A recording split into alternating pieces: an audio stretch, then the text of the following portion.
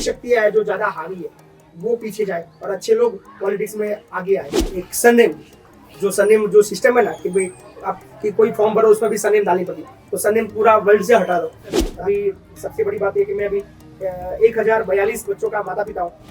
हर महीने का संकुल का खर्चा 30 लाख रुपया है। बहुत तकलीफें मैंने उठाई है और जितना भी बुरा हो सकता है वो सब मेरे साथ हुआ है। पूरा गुजरात मेरे को भी जानता है, तो सबसे पहले वो सरपंच के हिसाब से जानता है। ये आपके दिमाग में ख्याल कैसे आया कि भाई अपने इंस्टीट्यूशन का नाम ही रखूंगा कि भाई शिक्षा एज कल्याण? वर्ल्ड के जितने भी जो इश्यूज है उसको सॉल्व कर सकते हैं, वो एक ही हथियार है, वो एजुकेशन। उसके चलते मेरे को सरपंच के पद से निलंबित किया गया। मतलब कोई गरीब का हक जाना नहीं चाहिए, वो मतलब जिसके लिए मैं ज्यादा लड़ता हूँ। जिस चीज के लिए मुझे सपोर्ट चाहिए वो मुझे मेरे सपोर्टर, मेरे जो व्यूअर्स, मेरे जो फेसबुक फॉलोअर्स है वो मुझे देते हैं। बढ़ेगा इंडिया तभी तो आगे बढ़ेगा इंडिया। तो जब पहले बच्चे के आप पिता बने तो उसकी स्टोरी क्या है? तो बहुत सारे लोगों ने एक क्वेश्चन किया कि वंदे मातरम क्या है। मैंने बोला हमारे संकुल की सरनेम है कि लास्ट 3 साल से मैंने घर पे खाना नहीं खाया। गांधी नाम मेरे को बहुत पसंद है, मतलब महात्मा गांधी। कि भाई एजुकेशन जो है वो सैनिक का दूध है, जो पिएगा वो दहाड़ेगा।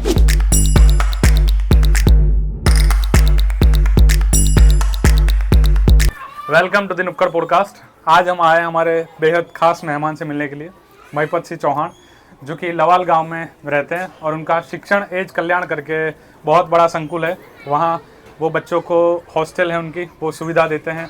जिनका कोई नहीं होता उनके महिपत सिंह होते हैं, तो बच्चों को वहाँ रखते हैं, उनको सारी फैसिलिटीज़ उपलब्ध कराते हैं और उनकी पढ़ाई लिखाई सबका वो पूरा ध्यान रखते हैं।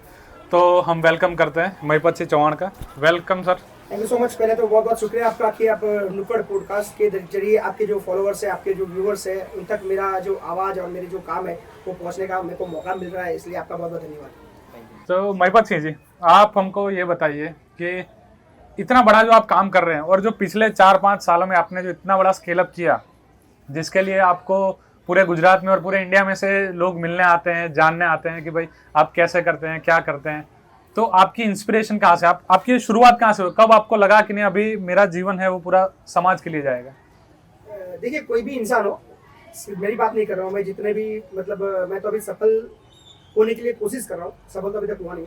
तो जितने भी सफल लोग हैं, जो इंसान है, उनका जो अच्छा वक्त शुरू होता है, उनके खराब जो वक्त है वो खत्म होने के बाद। और जो भी व्यक्ति, इंसान जो भी आज आगे बढ़ा है, तो शायद उसका एक वक्त में उसका बहुत ही खराब वक्त आया होगा और वहाँ पे वो झुमा होगा, वहाँ पे लड़ा होगा, और वो लड़ने के बाद अगर वो कामयाब हो पाता है तब शायद वो सफल होता है। तो मेरी जीवन में भी ये सब चीज़ें बनी है, बहुत मुश्किलें मैंने देखी है, बहुत तकलीफें मैंने उठाई है और जितना भी बुरा हो सकता है वो सब मेरे साथ हुआ है। पर एक सोच के रखा था कि कुछ करना है और कुछ ऐसा करना है, सिर्फ करना नहीं है, आज तक जो नहीं हुआ है वो करना है। और मेरी जिंदगी में तकलीफ है, मैं लड़ रहा हूँ, मैं शायद भगवान को बोल रहा हूँ कि भगवान तूने मुझे तकलीफ दी, मेरे को ये दर्द दिया, तो मेरे से भी ज़्यादा तकलीफ वाले लोग पूरे देश में हैं, पूरे वर्ल्ड में। तो शायद वो तो कंप्लेन भी नहीं करते, मैं तो कंप्लेन भी कर रहा हूँ क्योंकि मैं कुछ पढ़ा लिखा हूँ, तो शायद मैं भगवान को दोष दे सकता हूँ कि भगवान तूने मेरी किस्मत अच्छी नहीं लिखी है और तुम्हारी बुरी किस्मत लिखने के वजह से शायद मेरी ज़िंदगी खराब हुई है। तो शायद वो लोग तो कभी कंप्लेन भी नहीं करते। तो क्यों ना मैं जो खराब वक्त है उसको ऐसा यूटिलाइज करूँ ताकि वो अच्छे वक्त में तो कन्वर्ट हो। सिर्फ मेरा अच्छा ना हो, मेरे साथ जितने भी ऐसे लोग हैं जुड़े हुए हो या जुड़े ना हो जिनका बुरा वक्त हो, तो ऐसा कुछ किया जाए जिसमें सबकी जिंदगी बदलाव हो। तो वही सोच से मैं आगे बढ़ा और आज खुशी है कि धीरे धीरे सफल होने की कोशिश कर रहा हूँ। महिपत सिंह जी, आपने बताया कि बहुत सारी मुश्किलों से आप जजूम हैं और उससे बाहर निकल के आप इतना बड़ा संकुल अभी संभाल रहे हैं। तो वो जो मुश्किल की बात कर रहे हैं उसका आप एक दो एग्जांपल देंगे तो हमारे व्यूअर्स को पता लगेगा। बिल्कुल मैं बोलूंगा कि मतलब पूरा गुजरात मेरे को भी जानता है, तो सबसे पहले वो सरपंच के हिसाब से जानता है। पूरे गुजरात को पता है कि महिपत सिंह चौहान 2017 में एक गाँव का सरपंच था और मेरी दुनिया, मेरी सोच, मेरी थॉट, मेरा काम करने का तरीका और मेरा कार्य क्षेत्र सिर्फ और सिर्फ मेरा गाँव। मैं कभी भी 2017 से 2019 के बीच में कभी भी मेरे गांव से बाहर जाने की कोशिश भी नहीं की और गांव से बाहर निकल कर कुछ नया करने का सोचा भी नहीं। मेरा बस यही सोच था, मेरी यही ड्रीम थी कि मैं अपने गांव को पूरा इंडिया का सबसे बेस्ट विलेज बनाऊं और उसी के लिए मैं भागता पूरा दिन, उसी के लिए पूरा दिन काम करता। पर वो 2 साल के चक्कर में मतलब जब कुछ अच्छा होता है तो कहावत है कि अच्छा काम किसी से शायद देखा नहीं जाता, तो वही मेरे साथ भी हुआ। बहुत सारे ऐसे पॉलिटिशियंस हैं, मुझे नाम नहीं लेना चाहिए क्योंकि वो दौर खत्म हो चुका है, पर उन लोगों को शायद मेरा जो काम है वो खटक रहा था। उनको लग रहा था कि ये बंदा शायद आगे जा सकता है यार, बहुत अच्छा कर रहा है, मतलब लोग उसको ऐसे बहुत अच्छे उसके नाम से जानते हैं, पूरे गुजरात में इसका नाम हो रहा है, तो शायद कल को हमारे सामने शायद ये आ सकता है। तो वो उनको खटक रहा था, उसके चलते मेरे को सरपंच के पद से निलंबित किया गया। तभी मेरे दिमाग में ठान लिया कि साला अपना जो जिंदगी ना साला यही है और इसी के लिए करना है, और मैं अगर अच्छा कर रहा हूँ मेरे को सफल होने से रोक रहे हैं, और अच्छा के लिए अगर ये भुगतना पड़े तो मेरे जैसे ऐसे बहुत लोग हैं, तो वैसी एक टीम बनाई है जो अच्छा करना चाहते हैं, और उनको बैकअप दो, उनको सपोर्ट करो। शायद मतलब जो बुरी शक्तियाँ है जो ज़्यादा हावी है वो पीछे जाए और अच्छे लोग पॉलिटिक्स में आगे आए। तो वही सोच से आगे बढ़ा।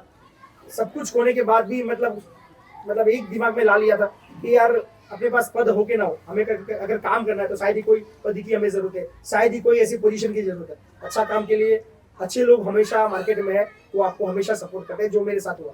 मुझे ये आप बोल रहे हो कि महिपत से आपने इतना बड़ा संकुल बनाया और संकुल बन रहा है, इतना मतलब आप अच्छा काम कर रहे हो। अच्छा काम मैं नहीं कर रहा हूँ, मैं बस एक मैनेजमेंट एज ए मैनेजर बोल सकते हो मेरे को, मैं सिर्फ मैनेजर हूँ।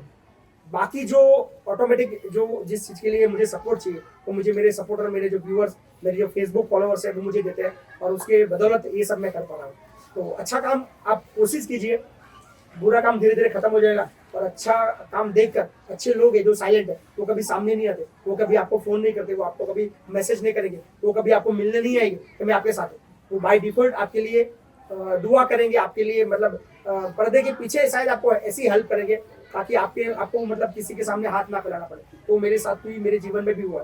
तो अगर आज मैं कुछ भी सफल हूँ, अगर आपको लगता है कि मैं कुछ सफल हूँ, तो मेरे सपोर्टर लोगों की वजह से हूँ। नुक्कड़ पॉडकास्ट में हम जनरली बात करते हैं डेमोक्रेसी की, शिक्षा की, ऐसे मुद्दों पर ही हम वजन देते हैं जिससे आज जो ये मॉडर्न ज़माना है उसके अंदर कैसे आगे आ सकते हैं। तो एजुकेशन बहुत ही इंपॉर्टेंट पार्ट है। और महिपत सिंह जी, आपका जो संकुल है शिक्षण एज कल्याण, जिसका नाम गुजरात में अभी बहुत बड़ा हो गया है, और एजुकेशन के लिए आप जो ये काम करते हैं कि जो बच्चे नहीं पढ़ पाते या फिर अंडर प्रिविलेज बच्चे हैं उनको आप यहाँ लाते हैं और पढ़ाते हैं, तो ये शिक्षा पर इतना भार क्यों? यानी ये आपके दिमाग में ख्याल कैसे आया कि भाई अपने इंस्टीट्यूशन का नाम ही रखूंगा कि भाई शिक्षण एज कल्याण? बचपन से ही हमने मतलब एक एडवर्टाइजमेंट शायद मतलब 90 की जो बॉर्न वाले जो बच्चे हैं उन्होंने हमेशा एक ऐड देखी है, पढ़ेगा इंडिया तभी तो आगे बढ़ेगा इंडिया। शायद ये सबको पता है। और एजुकेशन ही एक ऐसी जगह है, एक ऐसा पॉइंट है और एक ऐसी ताकत है, ऐसा हथियार है जिससे हम लोग जितने भी वर्ल्ड के जितने भी जो इश्यूज है उसको सॉल्व कर सकते हैं। वो एक ही हथियार है, वो एजुकेशन। और उसी के चलते हम लोग बहुत पीछे। अभी हम लोग बोल रहे हैं, हम गर्व करते हैं कि मेरा भारत महान भारत के हम लोग हैं, पर एक्चुअल सिचुएशन क्या है ना, वो हम सबको पता है। हम कभी इस बारे में ना ही चर्चा करते हैं, ना ही कभी बोलते हैं।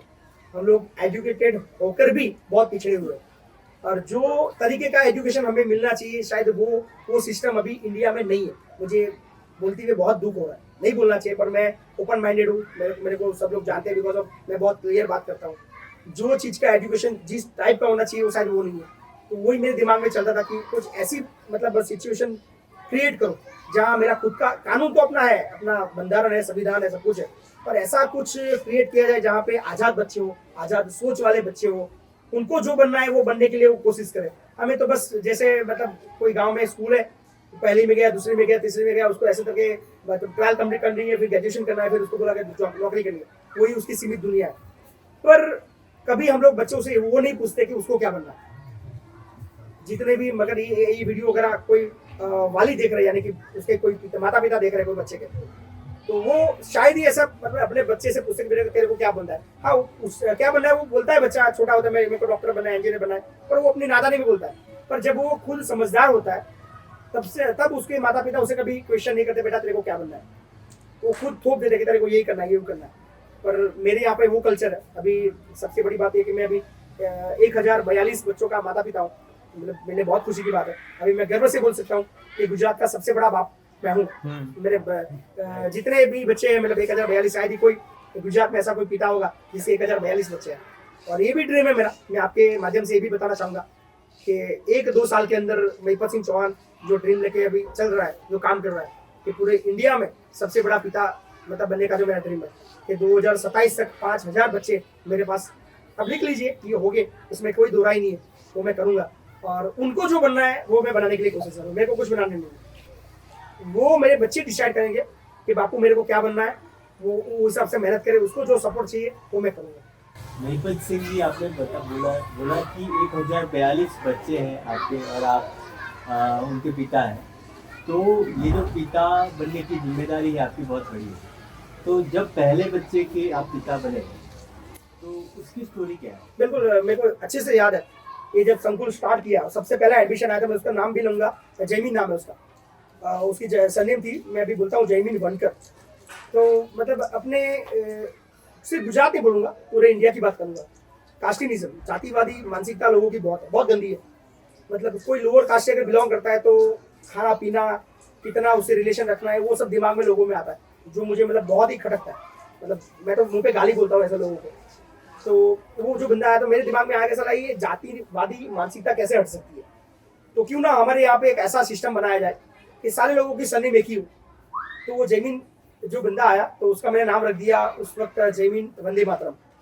तो मुझे आज भी वो पोस्ट याद है कि मतलब आनंद डिस्ट्रिक्ट का एक बंदा, बोरसद गांव का एक लड़का है जैमिन, जो हमारे यहाँ पे स्टैंडर्ड 7 में पढ़ेगा, और उसका नाम है जैमिन वंदे मातरम। तो बहुत सारे लोगों ने एक क्वेश्चन किया कि वंदे मातरम क्या है। मैंने बोला हमारे संकुल की सरनेम है, और आज के बाद हमारे संकुल में जितने भी बच्चे आएंगे वो सारे बच्चों की सरनेम वंदे मातरम पीछे लगने वाली है। तो आज क्या बात है। पूरे इंडिया में 1042 एक ऐसा फैमिली है जहाँ पे सबकी सरनेम वंदे मातरम है।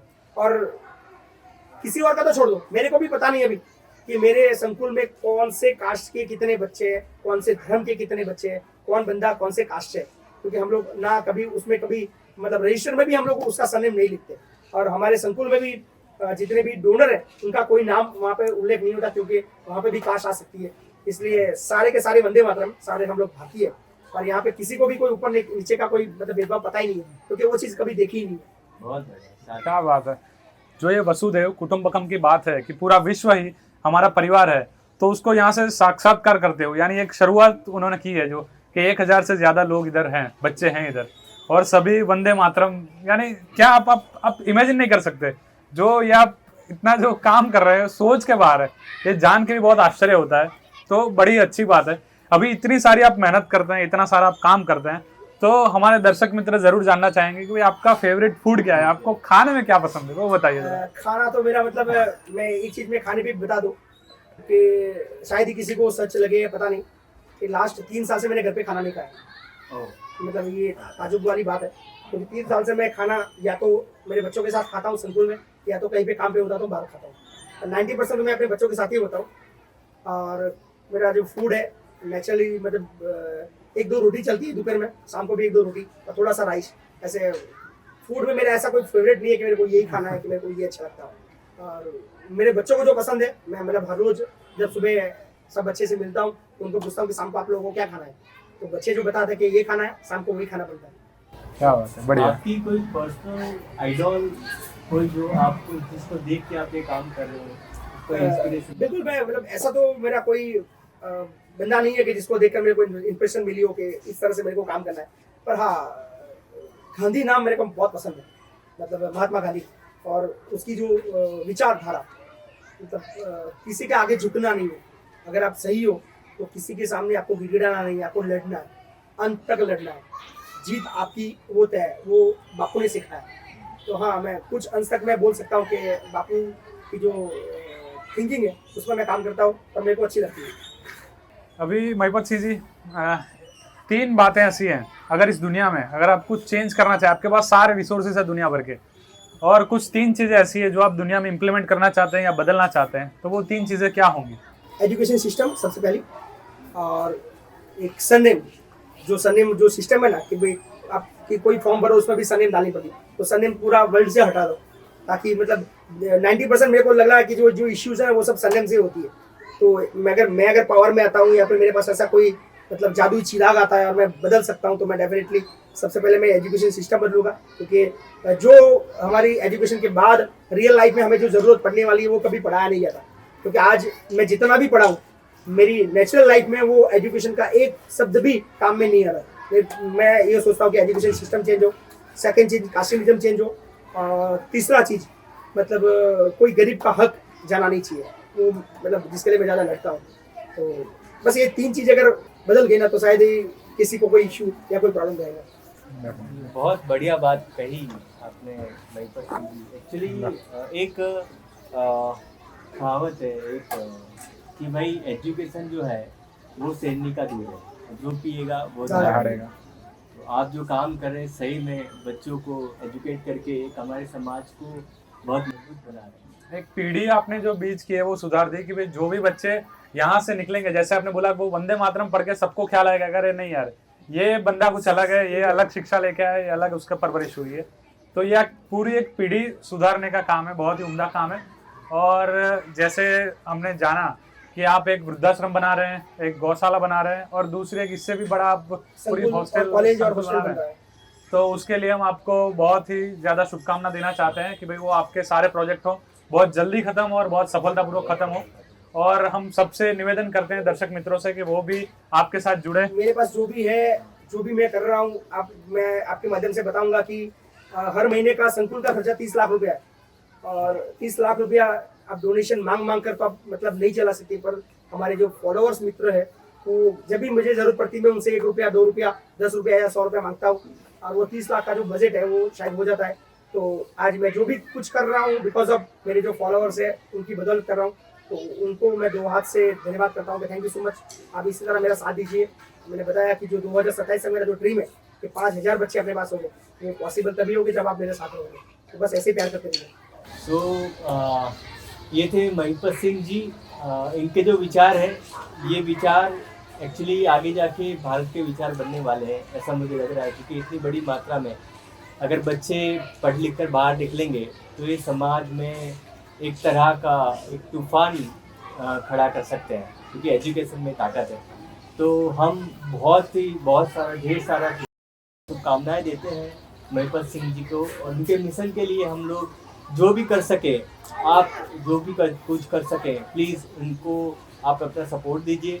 उनकी ये जो संस्था है उसकी लिंक और उनका नंबर वगैरह हम यहाँ पे शेयर कर रहे हैं, तो आप प्लीज़ उनसे जुड़िए। और thank you so much for watching. तो आप सबका बहुत धन्यवाद। आप और सबसे ज़्यादा महिपत सिंह जी का अपने इतने बिजी स्केड्यूल में से हमको समय निकाल के हमेशा दिया। आपके साथ हूँ, जब भी आपको लगे और मेरे विचार आप तक या आपके फॉलोअर तक मुझे भेजने का मौका मिलेगा तो मैं दोबारा भी मतलब मेरी इच्छा रहेगी कि हम लोग मिलते हैं। नहीं सर, डेफिनेटली।